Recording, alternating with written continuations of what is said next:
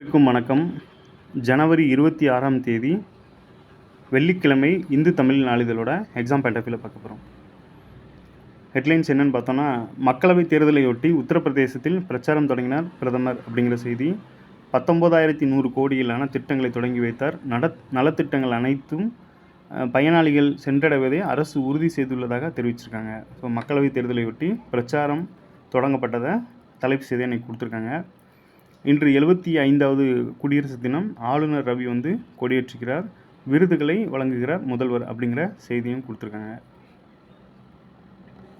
அப்புறம் கீழே என்னென்னா, இளம் வாக்காளர்களுக்கு பிரதமர் அழைப்பு அப்படிங்கிற செய்தியில் நேற்றைக்கு தேதியான ஜனவரி 25ஆம் தேதி பார்த்திங்கன்னா என்ன தினம் அப்படின்னா, தேசிய வாக்காளர் தினத்தை முன்னிட்டு இளம் வாக்காளர்களுக்கு பிரதமர் அழைப்பு விட்டுருக்காங்க. இதில் நம்ம ஜனவரி 25 தேசிய வாக்காளர் தினம் அப்படிங்கிறத தெரிஞ்சுக்கிறது நல்லது. அடுத்து அங்கக விவசாயிகளுக்கான 3 பேருக்கு நம்மாழ்வார் விருது வழங்கப்பட்டிருக்கு. தமிழ்நாடு கவர்மெண்ட் பார்த்திங்கன்னா வேளாண் பட்ஜெட்டில் 2023-24 ஆண்டுக்கான அந்த அங்கக விவசாயிகளுக்கான நம்மாழ்வார் விருது வழங்கியிருக்காங்க. இதோட நோக்கம் என்ன அப்படின்னு பார்த்திங்கன்னா, வேளாண் வளர்ச்சி திட்டத்தின் கீழ் அங்ககங்கிறது ஆர்கானிக் அப்படிங்கிறதோட தமிழாக்கம் தான் அங்கக. வேளாண்மையில் ஈடுபடுவதுடன் பிற அங்கக விவசாயிகளுக்கும் கை கொடுக்கும் 3 அங்கக விவசாயிகளுக்கு பார்த்திங்கன்னா சிறந்த அங்கக விவசாயிகளுக்கான நம்மாழ்வார் விருதை தமிழக அரசு வழங்கியிருக்காங்க.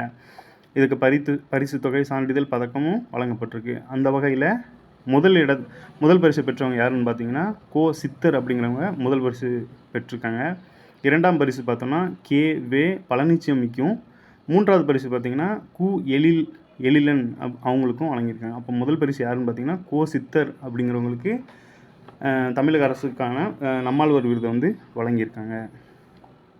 இது எந்த பர்பஸ் கண்டின்னு பார்த்தீங்கன்னா அங்கக, அதாவது ஆர்கானிக்கில் வேளாண்மை செய்கிறவங்களுக்கு வழங்கப்படுற விருது.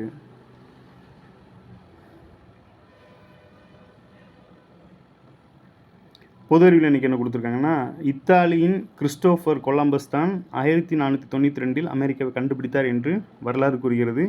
உண்மையில் அமெரிக்காவை அடைந்த முதல் மனிதர் கொலம்பஸ் இல்லை. ஏனெனில் அங்கு ஏற்கனவே மனிதர்கள் இருந்தனர். அதே போல் அமெரிக்காவை அடைந்த முதல் ஐரோப்பியரும் இவர் இல்லை.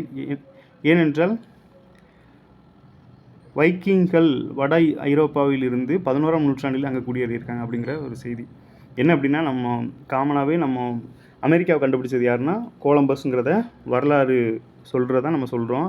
இந்த நிலைமையில் அது உண்மை கிடையாது அப்படிங்கிறத சொல்ல வராங்க. ஏன் அப்படின்னா, ஏற்கனவே அங்கே மக்கள் வாழ்ந்ததாகவும் அதனால் அவர் ஃபஸ்ட்டு அதை கண்டுபிடிக்கலை அப்படிங்கிறதையும் பொது அறிவில் எனக்கு கொடுத்துருக்காங்க.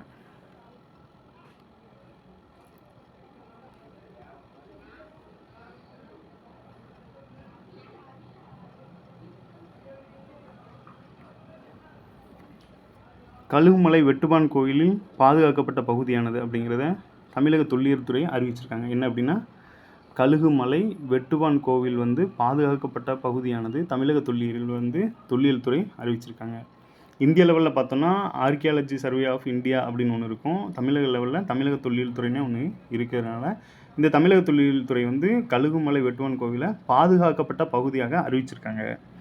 என்ன அப்படின்னு பார்த்தோன்னா, கழுகுமலையில் உள்ள வெட்டுவான் கோவில் பார்த்திங்கன்னா சமண சின்னங்கள் உள்ள மலை. இதை அந்த சின்னங்களையும் மலையையும் பாதுகாக்கப்பட்ட பகுதியாக தமிழக தொல்லியல் துறை அறிவிச்சிருக்காங்க. இது எங்கே இருக்குது அப்படின்னு பார்த்தோன்னா, தூத்துக்குடி மாவட்டம் கழுகுமலையில் உள்ள கழுகாசலமூர்த்தி கோயிலில் மிகவும் பிரசித்தி பெற்றது. மலையை குடைந்து அமைக்கப்பட்ட குடவரை கோயிலான இக்கோயில் முற்கால பாண்டியர் காலத்தில் உருவாக்கப்பட்டது அப்படிங்கிறது. முற்கால சேர சோழ பாண்டியர்கள் படிக்கும்போது நம்ம முற்கால பாண்டியர்கள், பிற்கால பாண்டியர்கள் படிப்போம். அந்த வகையில் முற்கால பாண்டியர் காலத்திலே இந்த வெட்டுவான் கோயில் கட்டப்பட்டிருக்கு. பாண்டியர் காலத்திலேயே கழுகுமலை மீது சமணப்பள்ளி மற்றும் வெட்டுவான் கோவிலும் அமைக்கப்பட்டுள்ளது.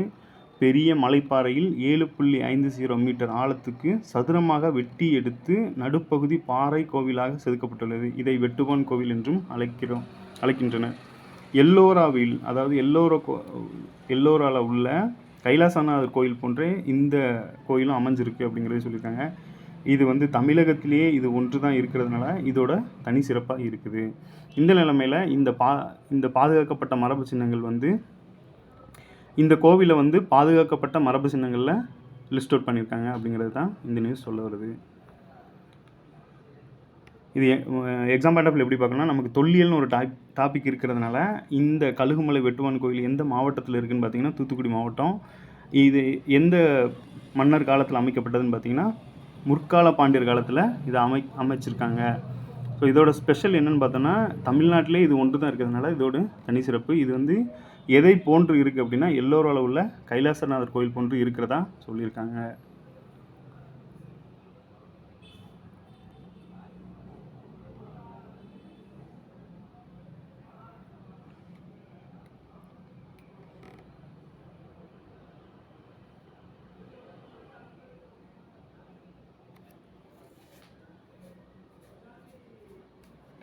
குடியரசு தின விழாவில் பங்கேற்க இந்தியா வந்த பிரான்ஸ் அதிபர் மேக்ரானுக்கு வந்து உற்சாக வரவேற்பு அளிக்கப்பட்டிருக்கு.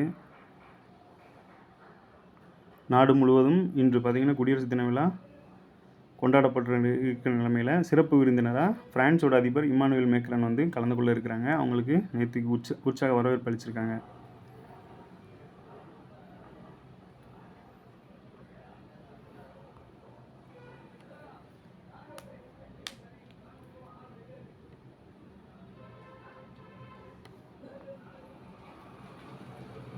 டெல்லியில் நடைபெறும் விழாவில் பிரான்ஸ் அதிபர் இம்மானுவேல் மேக்ரான் வந்து சிறப்பு விருந்தினராக கலந்து கொள்கிறாங்க.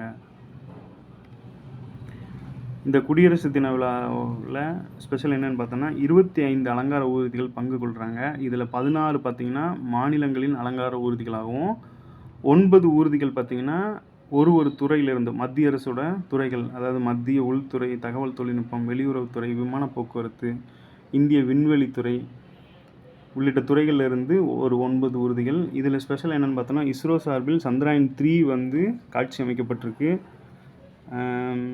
அடுத்ததாக பார்த்தோன்னா பிரம்மோஸ் பாதுகாப்பு அமைச்சகம் சார்பில் பார்த்திங்கன்னா பிரம்மோஸ் ஏவுகணை வந்து அலங்கார ஊர்தியில் காட்சிக்கு வைக்கப்பட்டிருக்கு.